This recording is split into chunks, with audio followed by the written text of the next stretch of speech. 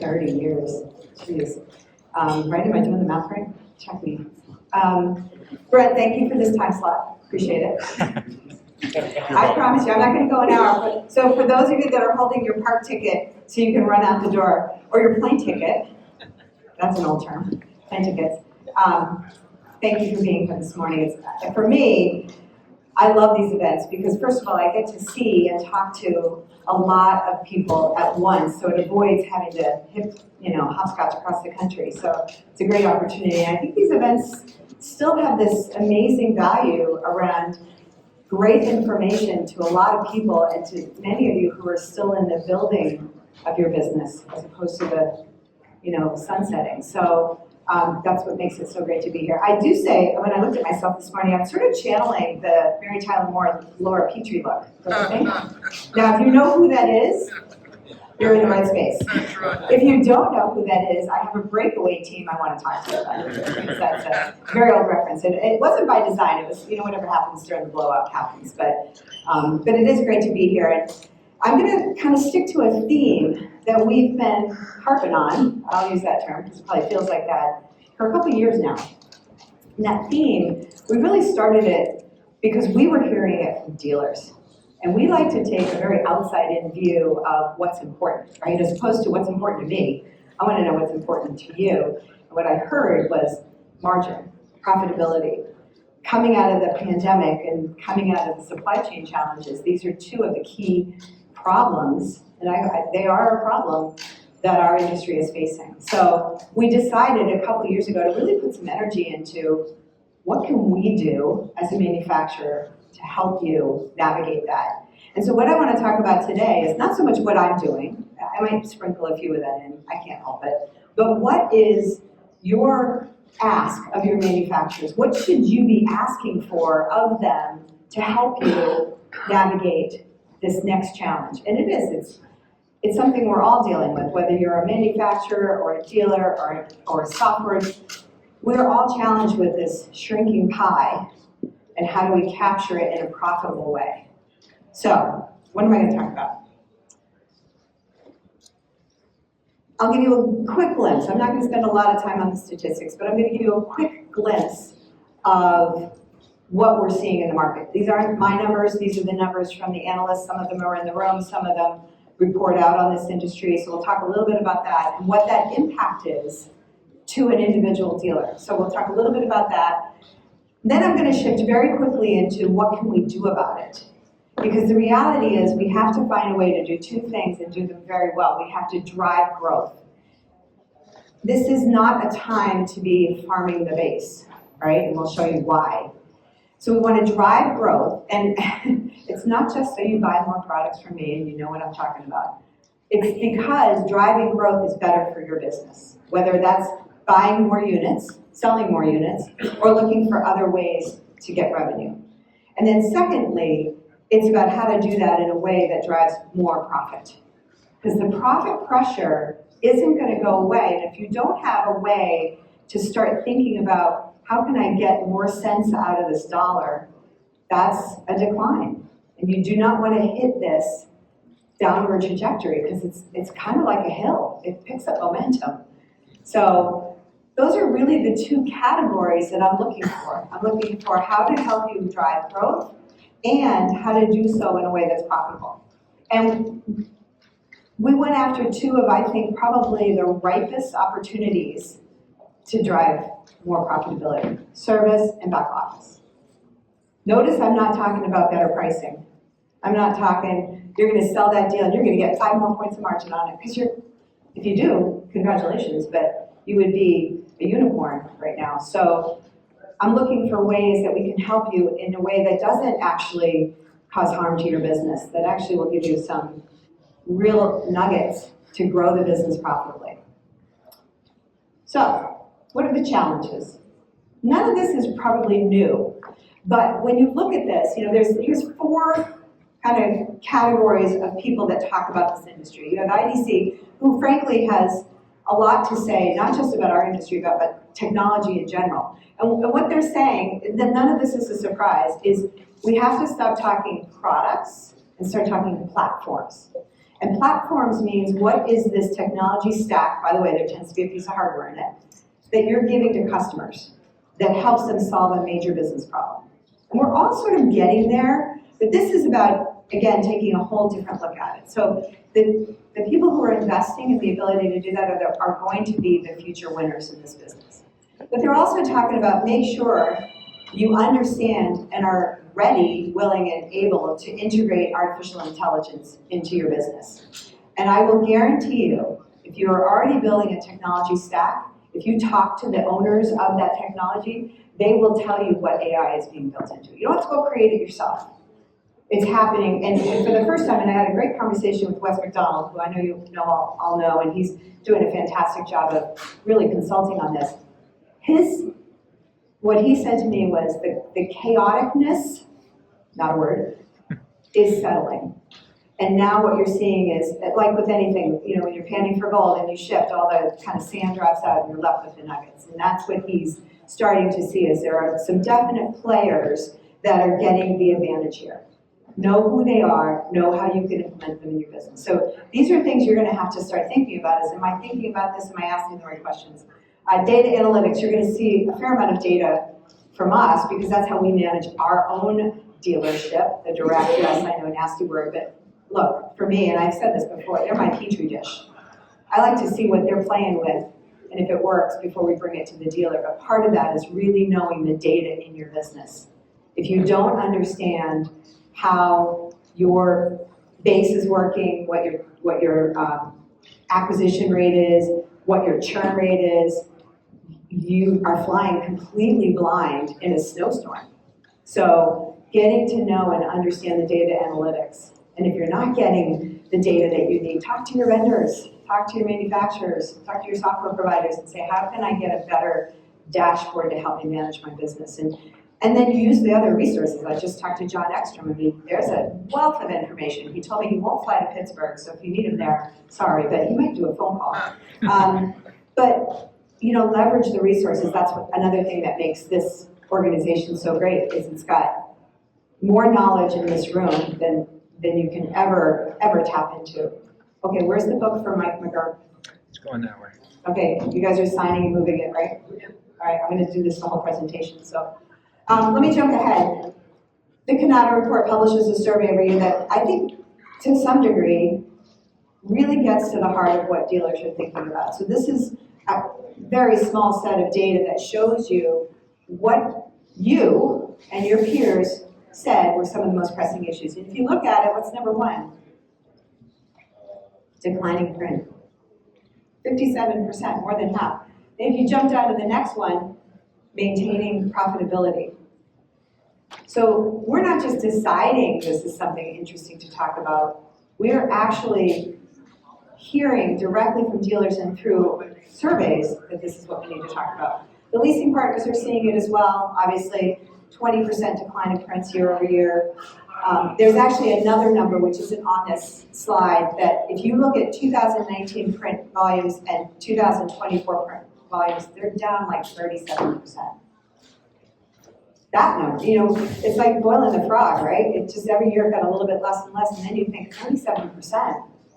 What impact is that having on my business? Well, I'll show you in a minute an example of the impact. And then finally, these are growth and profit numbers from 2019 to 2024. We took out some obvious years, right, where the numbers just don't make sense. The reality is 2019 was a profitable year of growth.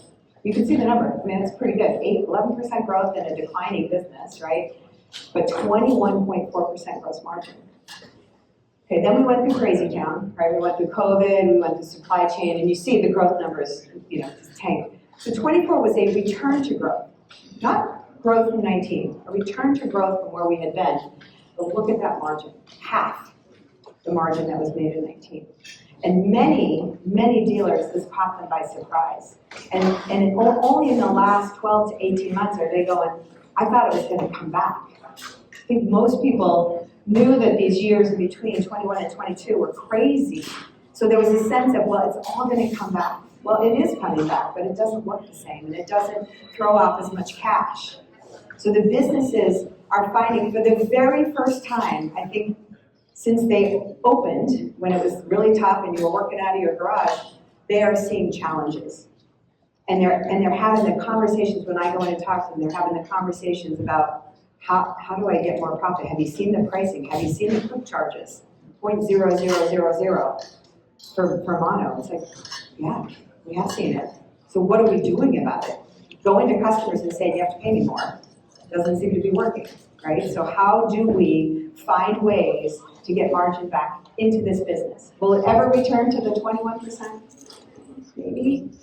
Depends on what you put together from a platform perspective and bring to your customers, that there is that margin available. The question is, can you set yourself up in a way to go after it? So let's talk a little bit about shift to A4. Does anybody think this isn't happening? No. So I'm not telling you something you don't know. But I think what's very interesting here is that this is having an impact at your base. I do hear from people, well, going after this deal, it's mostly A4. Or it's half A4. What's happening in your own base may not be as dramatic as going after new business, but this is absolutely happening today. And you know that when you put an A4 product into a business, it changes the financials of that deal. It changes it dramatically. And not understanding the impact that this is, like if you sat down and you said, we do a lot of this kind of modeling. Here's this year. Here's how many units we sold. Here's the profit we made. Let me take what I think is happening in the industry with the same data, so my same data, how many units did I sell, but what happened profitably? Because such a percentage of those units turned into A4 units. What happened to my profit? It is a marked decrease. It's not a pretend, it is absolutely a marked decrease in profitability. So here's the thing, we can't change this. This is a tidal wave that's happening. All we can do is build our businesses to work through it. So we're gonna start talking a little bit about what to do. So here's an example, and I can't see the numbers super well, but hopefully you can. You had a deal in 2019, back in the heyday, right, when we all made lots of money.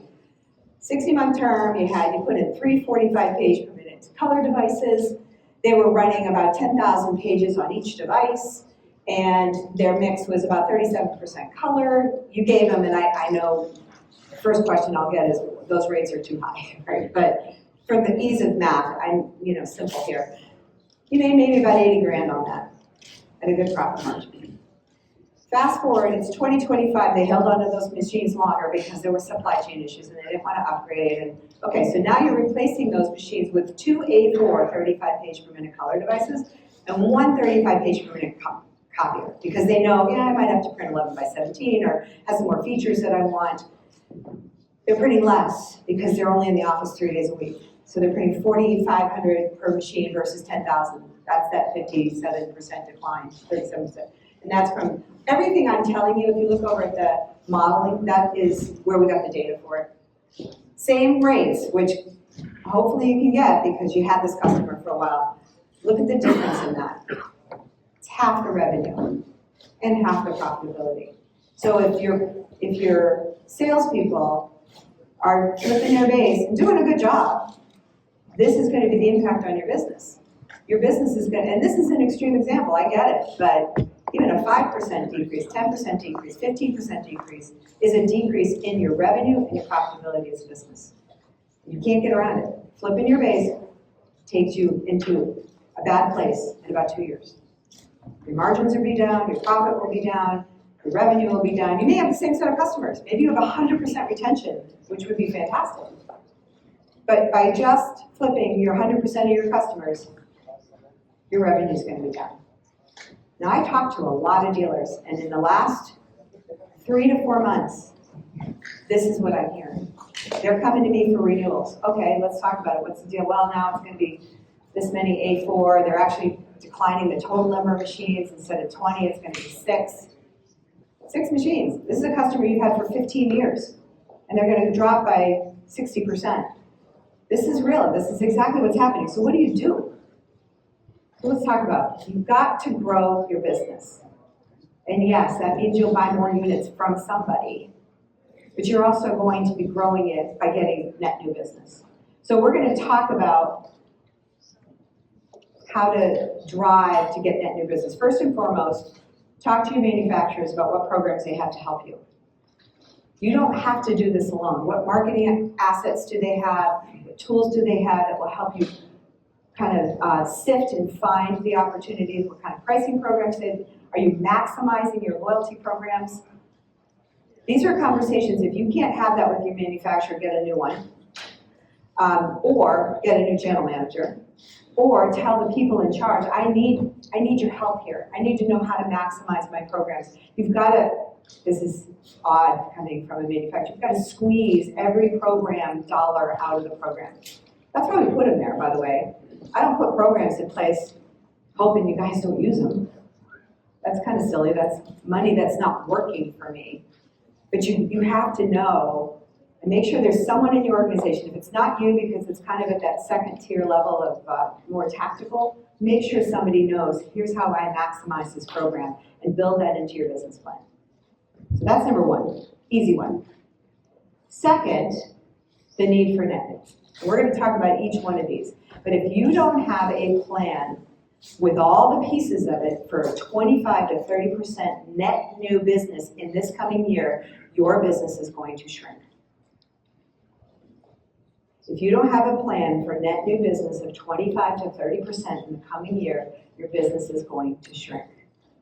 Now, I grew up, we had to tell people things 7 times before it sunk in. I won't do that because you might shoot me. But let's talk about net new. So first and foremost, define net new. Actually, let me go back a second. Define net new.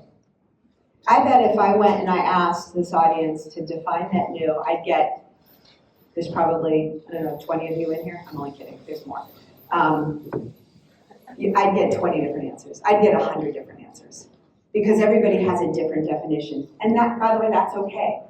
But define it and make sure everyone in your company and your manufacturer knows how you're defining net new business. Could it be I haven't sent an invoice to that customer for 2 years? Could it be I've never sold them anything? Or it's a division of a business that I've never sold to? Or it's a product I've never sold? Just define it and stick to it. And then build your program around it. And make it one of your core strategic pillars for FY25 and beyond. This isn't a one and done. This is something that will have to be part of your business DNA for the future.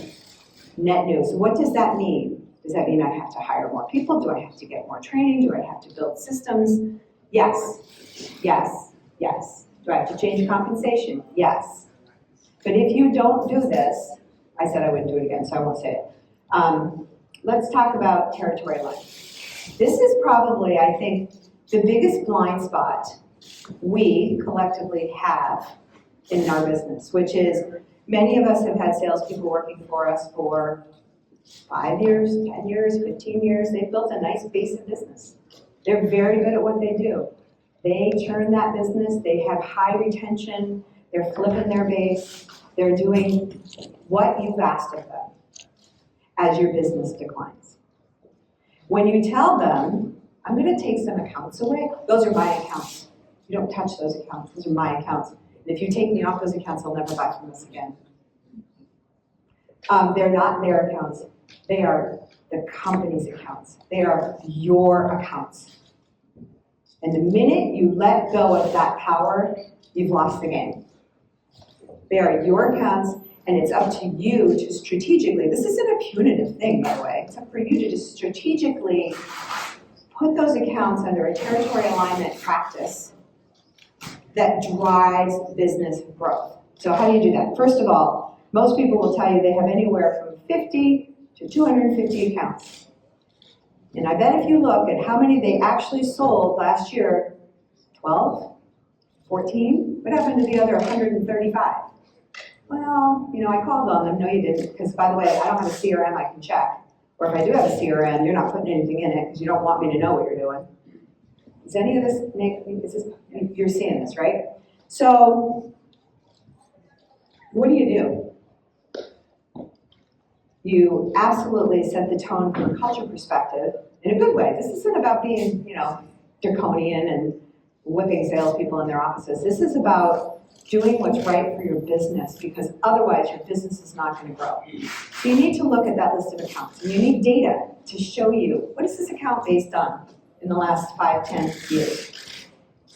You work with the sales rep and say, here's your list of accounts for next year, and here's what the expectation is that you're going to do with it. That next set could potentially go to inside sales, that then when an opportunity pops up, the direct sales rep can get it again, right? Because they're always afraid. Here's the deal. Reps are really smart. They work to their comp plan. So they're going to sit down. When you give them their comp plan for the year, if you haven't changed it, I would bet some of these comp plans are getting a little dusty. They look at their comp plan, they look at their account base, and they say, well, he's going to upgrade, he's going to, okay. So I can make my quota with that. I'm good. And if anything else comes out of the next 250 accounts, bluebird. Pops me in, right? So don't take those away from me, because if you take them away and something pops, I don't get it. That practice is time tested for sales reps to make their numbers and make the most money they can make. And their feeling is when you take accounts away from them, you're taking away their ability to make money, which is not true. You are giving them a basic business, which you have analyzed, you have the data, that will give them the numbers they want to make that year. And then maybe you give them a little bit of hedge at the bottom just to say, hey, here's a couple more we're going after, it's in a vertical that you like, or whatever. But then you've got to look at the rest of that account, because the worst thing in the world is you hire a sales rep, brand new sales rep, maybe they, it's harder and harder, we're not wanting to just take someone from another business and say, bring your book of business, that's not working. So maybe you go to a college fair, or maybe, someone gets referred to you and you hire them and you say, okay, here's your quota, and you're on a draw, so, you're gonna owe us a ton of money, and here's a patch of territory for you. There's a few customers in there today, maybe, but go on. This is yours, you can make it. And I would venture a guess that 7 out of 10 of those people leave. And they leave in 3 months, or 6 months, or 9 months. Maybe they make it a year because they happen to get a deal. But they leave, and guess what? They don't just leave you, they leave the industry, because they're like, this place is nuts. I'm not gonna cold call all day long to get one deal. Imagine if you carved off from your sales team a set of accounts. Maybe they're a little bit smaller, maybe they're up for renewal in a couple of years, and you gave that to somebody who's brand new. So when they pick up the phone and call Joyce in purchasing at, ABC manufacturer, she goes, oh gosh, we haven't talked to somebody in years. It's usually the first thing they say. I didn't know you guys were still in business. I can see your tech, but yeah, I'd love to talk to you because we're starting a new project or we're opening a new build. What a gift for a new sales rep. I have something to work on that's not calling people who don't want to talk to me. Giving them a chance with one of your treasured customers is the best thing you can do for them. Giving them tools to help with that cold calling is another gift you can give to them. But the bottom line is if you don't have a compensation plan that drives your existing sales reps to have to go after 30% net new business in their base, which means you've got to take away a whole bunch of stuff so they have time to do it, your business is going to decline. It's going to get smaller, it's less profitable. That territory alignment is absolutely critical. That territory integrity, and becomes a practice. Every year, you're carving off some of those. Every year, you're setting up a new territory with a base of accounts for people to work on. Every year, you're forcing them to maximize, because remember, they build their sales efforts based on the comp plan. So if you have a 30% gate, you can build up to it. You can make it 10, 15, 20, 30. The faster you accelerate it to 30, the better your business is going to be. But if you don't have a gate in there, and let me tell you, they are going to grumble. They are going to be unhappy. But I would argue if you explain to them why this is critical for your business to remain a viable, growing, profitable business, some of them will get it. Not all of them, but some of them will get it, especially if they envision a long career with this company. This, to me, is not an option. And I know many of you have already started your fiscal year, so it's not going to be easy to try to do something mid-year. So you're going to say, well, you know what, I'll do it next year. Do me a favor, put a bonus plan in place this year. Every net new deal you get, I'm gonna throw another $1,000 at you. And start messaging now that next year, this is gonna be part of your comp plan. And yeah, they'll grumble, but if you've built a culture of sales success and a culture of, and I'll say it, transparency around your business, you're telling your people how your business is doing, you'll be surprised. Set the bar high, but you will be surprised. And by the way, the ones that say, forget it, I'm not gonna do this anymore, you get to keep their accounts. They're your accounts. Go find somebody else to call on. Okay, enough of that soapbox.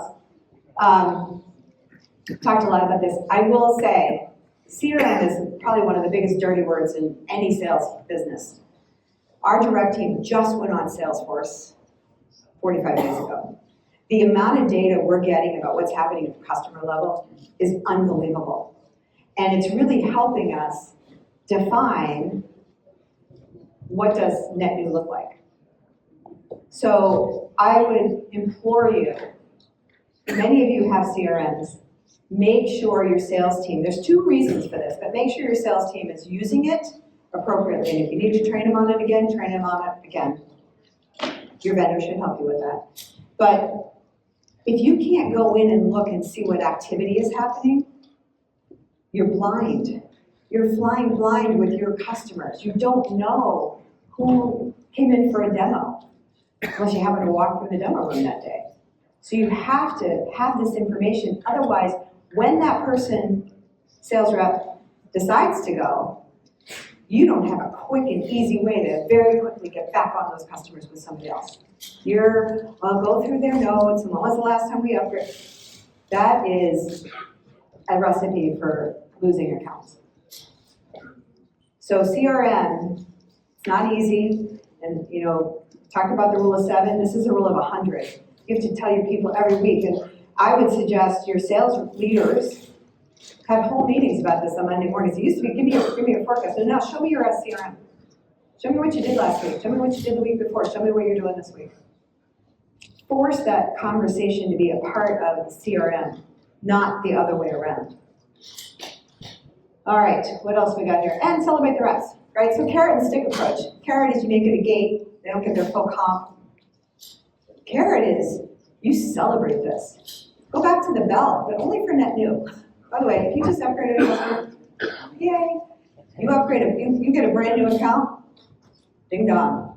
That's a big deal. It's really hard to get new business, but you have to make it part of your core value or your business is going to decline. Let's talk about compensation.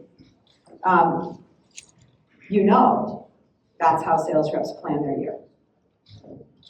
They wait until you give them the comp plan and they go, okay, how am I going to get to that number?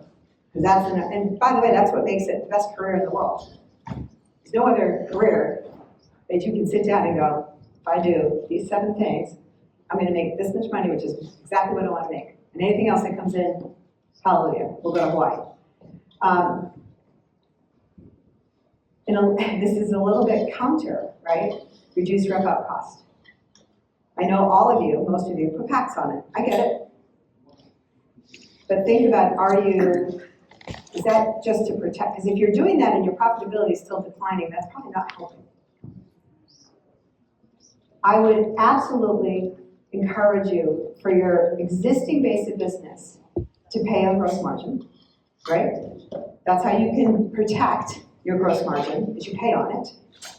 And it's really fast where they go from solid paychecks to not very much if they're giving away your products, particularly to their existing base. However, for net new business, I would suggest you pay on revenue. And why? Because you know what it takes to go after net new business, and there's not a lot of margin in it. And if you're paying on margin, that means if they sell $1 to their existing base and they sell $1 to a net new customer, they make less money. And reps know how this works, and they will say, well, damn, I'll just put all my energy here, maximize this, and if I get a net new deal, yay for me.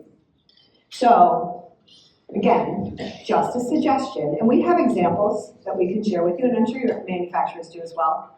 Gross margin for base, to try to keep that gross margin number high, and you really want to pay well if they're hitting your gross margin targets, and you want that to be a steep curve if they're not. And then absolutely, you could either do a one-time spiff, but you pay on revenue because the gross margin on that net new business is low. Now keep in mind, almost in every case, if you build your contracts right, that first year of that deal, you're underwater. I get it. You had to go in super low, took you more time to get everything up and running. They're not printing as much as you thought. So boy, that deal really put us underwater. I guarantee you, if you build your service contracts right, by year 3, 4, and 5, you're making money on that deal. And then when you flip it again, you keep it because you gave excellent customer service. That deal is now a base business which has some profit. And so we've done a number of analytics on, we have a program called Payback, which is your big deal program, right? You bring us a big deal, we get super aggressive on the price, you're selling it at a super aggressive margin, and we're all happy.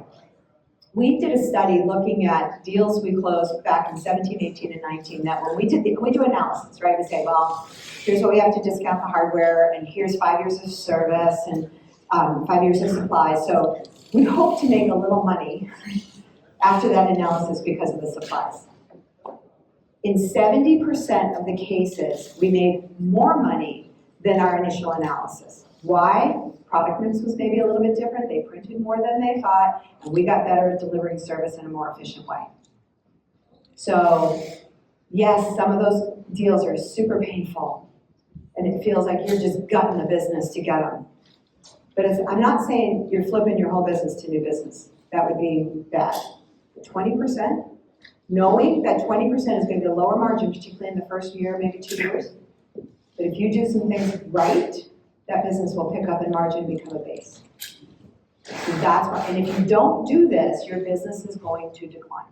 If you don't have a goal of 20% as a starter, ultimately you should probably get close to 30. Your business is going to decline. It's inevitable. The opportunity to take an existing base and sell them more equipment doesn't happen very often. So that's our suggestion on compensation. Let's talk about other revenue. So we've been kind of on a bandwagon for a long time around diversifying your business.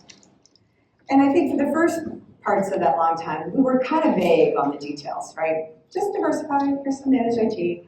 I think what we've gotten better at is saying diversification is really important, but what's more important is really understanding what does it cost to diversify.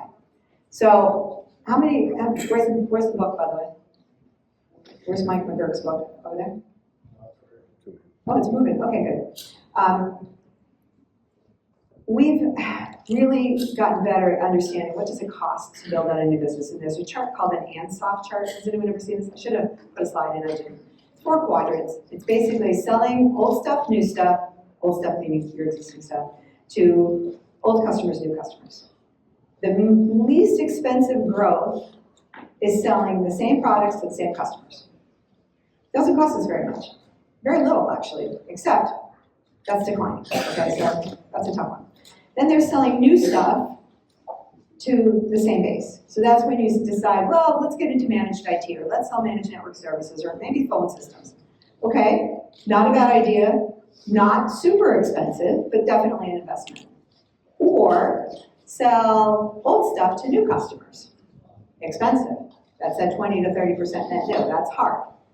And the hardest is selling new stuff to new customers, which is what many of us did when we hooked up a managed IT. Because the existing base didn't want our managed IT. We had to go find new customers. Most expensive. So I'm going to actually offer a thought about kind of straddling the 2 lowest cost options, which is you've got a good base of business.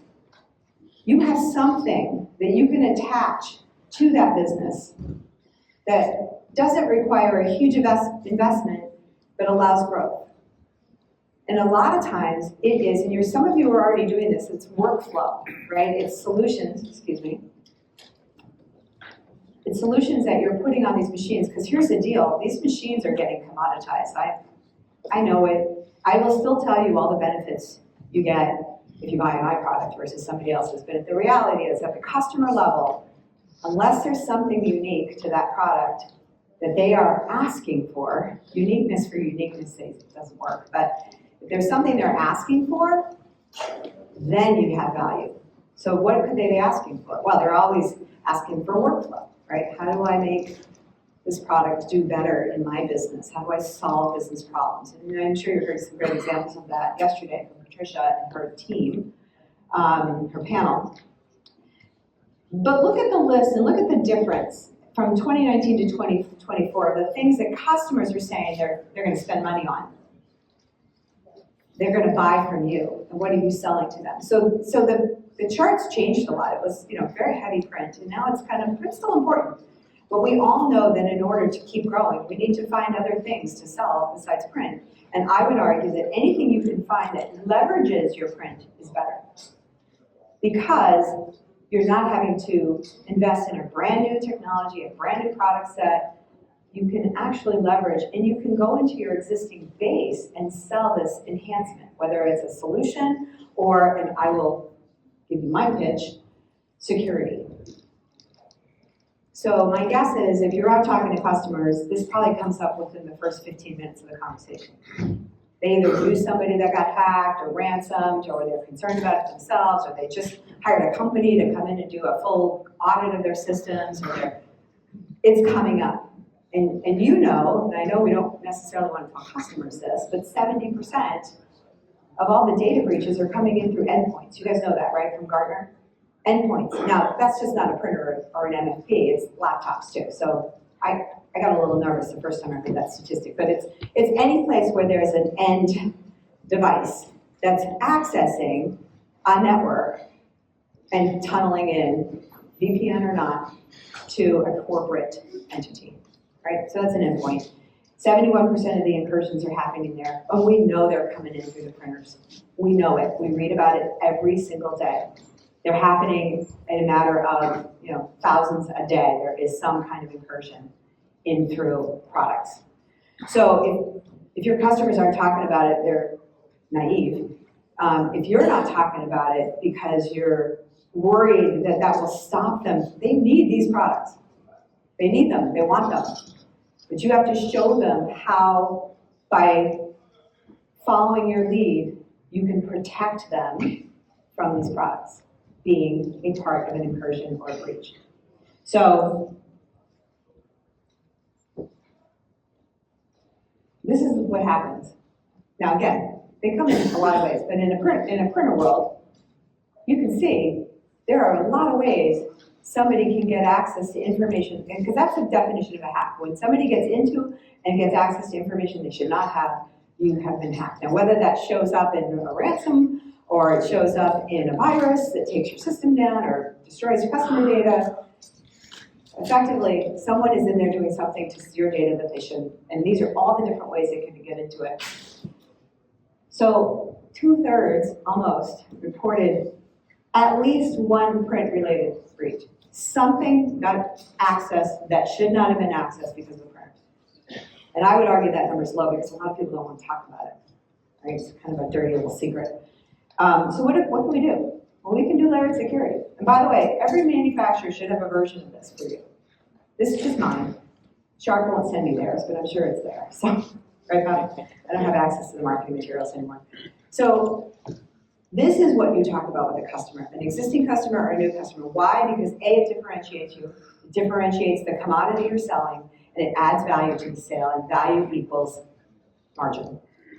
So I'm not going to go through each of these. There's basic security, which we all are very good at, right? You can have a password and some encryption, and then there's really limiting access via biometrics, card readers, and things like that. Then you start getting into the real nitty-gritty, which is how do you secure the documents that are running through this? How do you know there's not a document coming in to your printer that has a virus on it, that opens a back door to your system?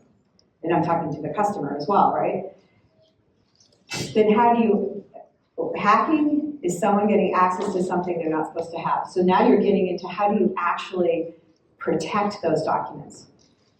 Not just keeping people out of your system, but your documents which have things like employees, social security numbers, customer data. How do you keep that from being accessed? And then last but not least, what if the customer is not capable of monitoring this themselves? All the tools are there. Anybody could do it. What if you actually decided the customer wasn't capable of monitoring this themselves and you said, you know what, we will do it for you. And we can do it at a minimal cost. I'm going to say $25 a month per device. It's not a lot of money. You've just negotiated this whole deal. $25 a month per device. And I will give you a layered security and I will monitor it for it. And I will let you know when I sense or get a note that there is some kind of incursion. $25 a month per device. You know what the profit is on that? 100%. So not a lot of dollars, but it adds up over time. So what do you need to do that? You need to make sure you hire somebody that knows how to read manuals and show them how to do this. You do not need to hire a cybersecurity expert. It's not what this is being able to understand the messages that are coming through the security platform and reporting them out and acting on them. So yeah, you do have to hire someone. You do have to train them and buy them a good, nice monitor, a couple big ones so they can see a lot going on. And then that resource becomes 100% margin for you in selling. If your manufacturers are not talking to you about this, make them. How can I build a security practice on the machines? I'm not talking cybersecurity practice. You're not going to be doing training on how to avoid smishing and phishing. You are just helping them with the thing you know best, which is printers and copiers. So you're leveraging your existing knowledge, you're leveraging your existing base. This is not a huge investment to get 100% margin on some extra dollars and making those deals much more profitable in your base and in net new.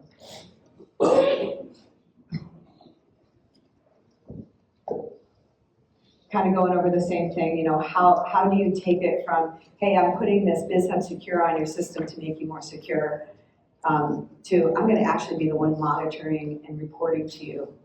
And by the way, you should have an offering that you offer every single customer, and if they say, I don't want it, oh, then I need you to sign this.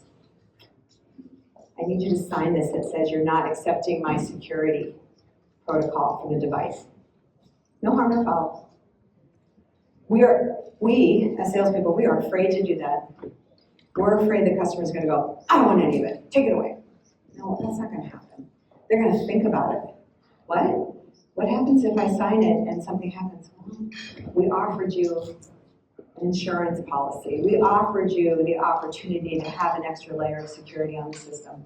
I have to get your commitment. I don't know about you guys. I have signed stuff like that for the last couple of years.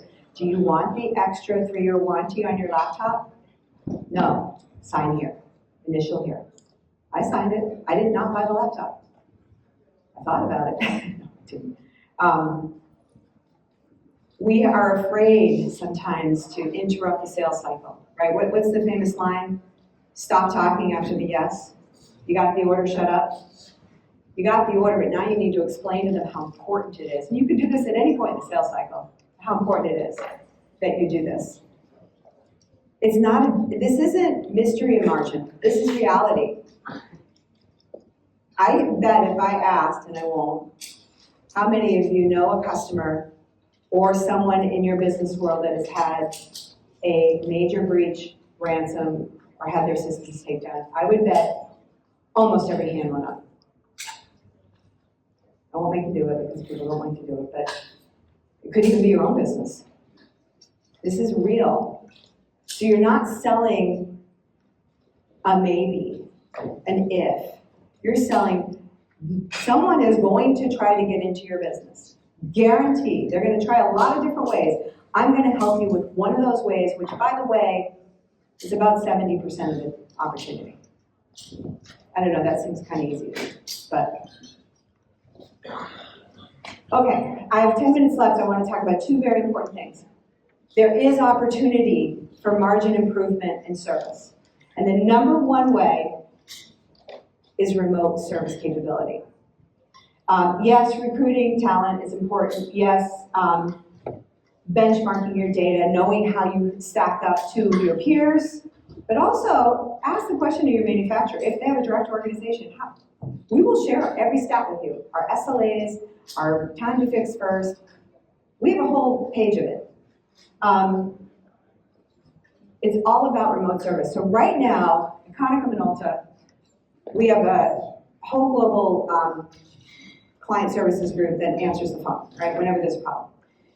And there's 3 levels, right? There's the, I'm out of toner, my machine has an error, or the damn thing just won't work, right? So level 2 is kind of the, my machine has an error. 37% of our calls today that are tier 2 are getting solved remotely.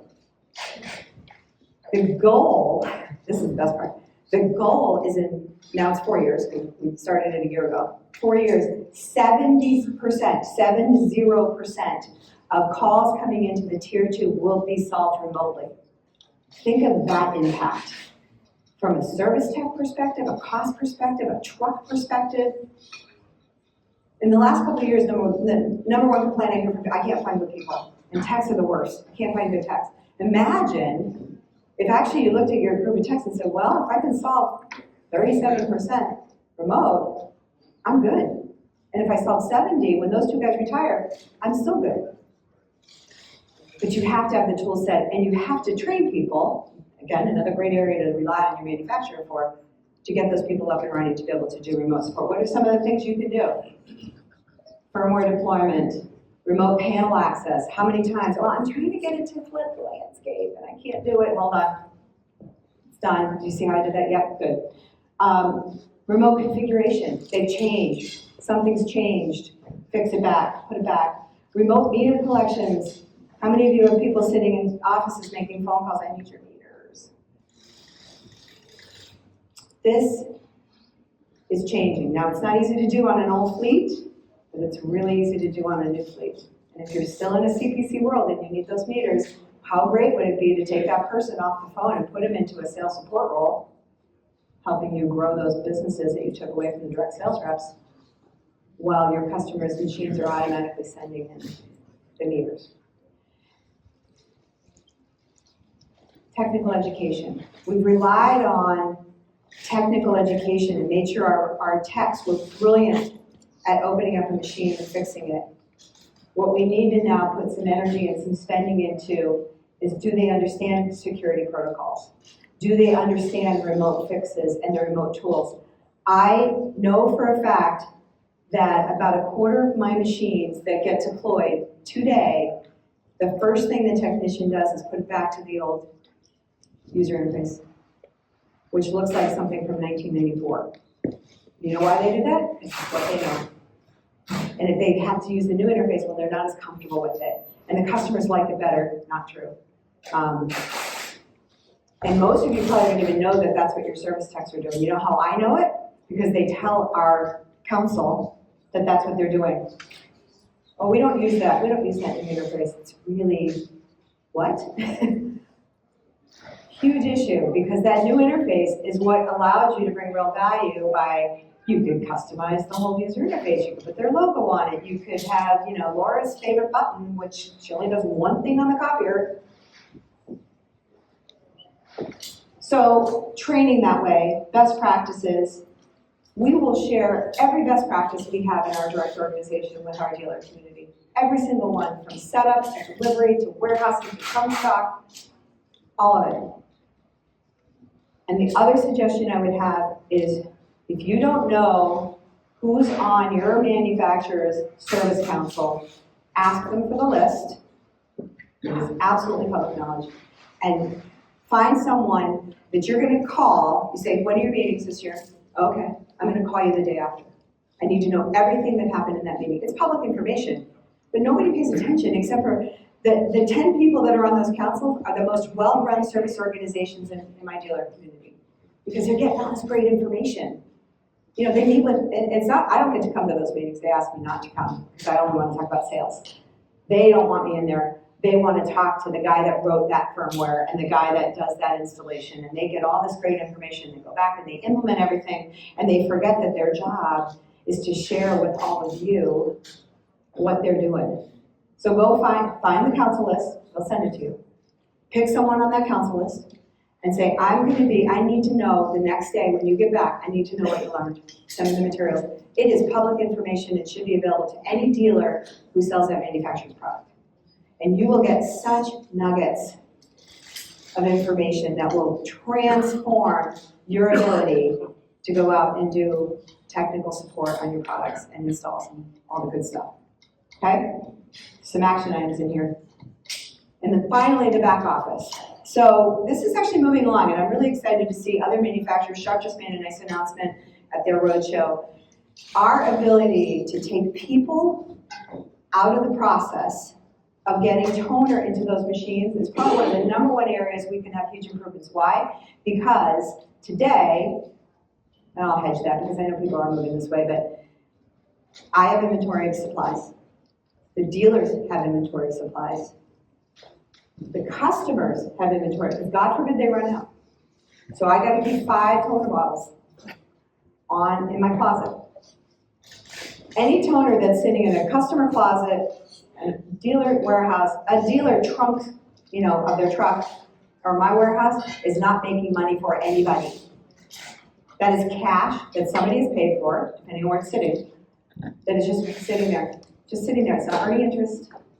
It's not driving investment. It is wasted money.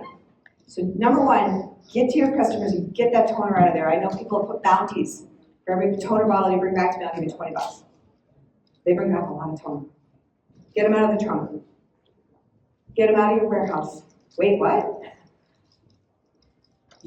There are companies out there, several of them are in this room, that will do this for you. They're pick, pack, and ship experts. They know how to take one toner bottle and get it to a customer desk in the fastest way possible. And by the way, they could take a Konica Minolta toner and an HP toner and a couple of Xerox toners. Oh, maybe not. Okay, no, they do. And they will ship it to that customer because that customer's toner is going to run out, not now, tomorrow. Not in 2 weeks, tomorrow. Because the systems, if you build the right technology stack, and I'll show you what that looks like. If you build the right technology stack, you can have this be as seamless as you need it to be without people. You'll pay less per freight. Your customers will get product when they need it, not when they think they need it. Because again, most times people go in and set up the systems, they just keep all the default settings, which is, I'm going to flash toner low at 20%. What does the customer do? I need toner, I need it tomorrow, FedEx it to me. And then it sits in the closet for 4 more weeks because they're only printing 4,500 pages a month. They don't need toner. You can set that, by the way, at like 5% or 1%. And you can do it all on this. And you don't even know that that toner delivered 25 minutes before it ran out. And you didn't have to touch it. You didn't have to warehouse it. So guess what? All that cash that was tied up in that chain of inventory, I'm still holding on to inventory, by the way, is now working for you. It's working for you. You're investing it in training for your techs. You're investing it in spiffs for new business or a marketing campaign to get new business. Working capital is the only way to grow this business. In order to get it, you've got to find ways to get your cash to work for you. I do this just to completely, so let me just summarize, and I'm doing really well, 50 seconds. We have opportunities to go back to growth in a profitable way. But it's not going to happen because we hope it will happen. It's going to happen because you're going to put effort into these categories to look for opportunities. You're going to decide that your accounts are your accounts. You're going to decide that you're going to drive compensation to drive net new business. You're going to decide that a new rep will get a couple of accounts to work on in their territory to make them successful fast. Fast success means better salespeople. They stay, they make a little bit of money, they pay off that draw, they are happy. They are cold calling all day, trying to get one machine deal. They are not happy, they will leave, they will go sell cars because this is hard. So, sales, solutions, look for adjacencies. I know I should be up here talking about management. No, look for things that you can sell to the same set of customers that are just a nudge into new products. Not whole new products, just a nudge into it, so that you can leverage your already existing base of customers, your existing knowledge base, and ask your manufacturer for help on what that looks like, and how to do it, and how to market to it. That's why we're here. Service. Start building your goal, set the bar to say, I want X% of my resolves to come out of remote service by, put it out there, 2026, I want it to be 20%. 2027, it better be 40%. Set that bar. If you don't set something to target and measure, you'll never do it. I know this from a personal standpoint. And then last, look for opportunities in the back office. The less you can touch something and hold inventory, the better that cash works for you. It's pretty simple. So in the complete spirit of pandering, Patricia's not even here to get it, we look at this every day, this statement, because it's absolutely true. We have all seen technology as a cost, so we don't want to invest in it. Someone was talking to me last night and they said, well, it's really expensive to do that. Yeah, it is. But if you don't do it, it's even more expensive. Your business is going to decline. Your margin's going to decline. You're going to be scrabbling and taking deals you shouldn't take because you're desperate to grow the business. Do it in a smart way. Invest in technology, invest in training, and think about your business in a little bit of a different way. And then execute, which is always the hardest thing. But if you do all those things, and you execute well, you'll be sitting here a year from now telling your table mates, yeah, we grew 12% last year, my profit's up. How fun is that going to be? Thank you.